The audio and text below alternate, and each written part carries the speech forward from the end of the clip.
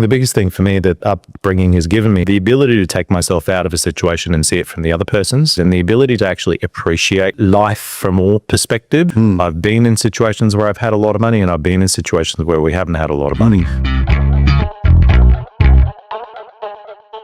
Where we really have to invent ourselves, figure out what's important and how we're going to get through it or not. Whether we just let go and say, no, too hard, not worth the effort. I agree. And I will never forget the time when I was 7 years old and my mum woke us up in the middle of the night and told us, boys, pack your bags. We're going to go visit your father. He's in Bulgaria for holidays. I remember not being able to stop at certain points, and we had to use bottles to go to the toilet and, with my brother. And that was just how it was, sleeping in the back of the car.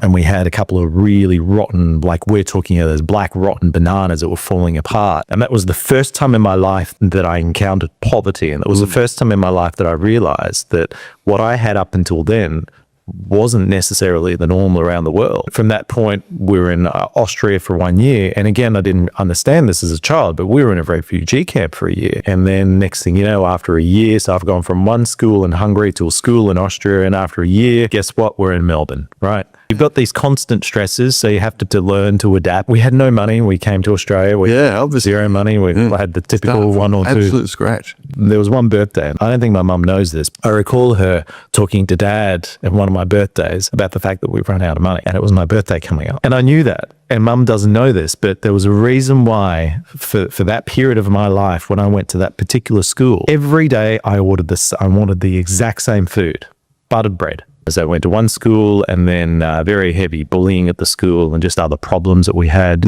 So then after a year, then went to another school. So I think I went to 7, 8, 9 different schools over my lifetime. There's been positives, pros and cons in terms of having that sort of upbringing. As much as the moving around has given me a lot of resilience, like my ability to tolerate stress is incredibly high. I've got resilience, all of that sort of stuff. And I can see opportunities very quickly because of the way I've been brought up. The biggest thing for me that upbringing has given me is the ability to take myself out of a situation and see it from the other person's, and to walk in their shoes, and the ability to actually appreciate life from all perspectives. I've seen a lot of wealth. I've seen a lot of poverty. I've been in situations where I've had a lot of money, and I've been in situations where we haven't had a lot of money. Once you've tasted poverty, for example, you know what it's like to not have money and how to, you don't know how you're going to move forward. It gives you a different drive.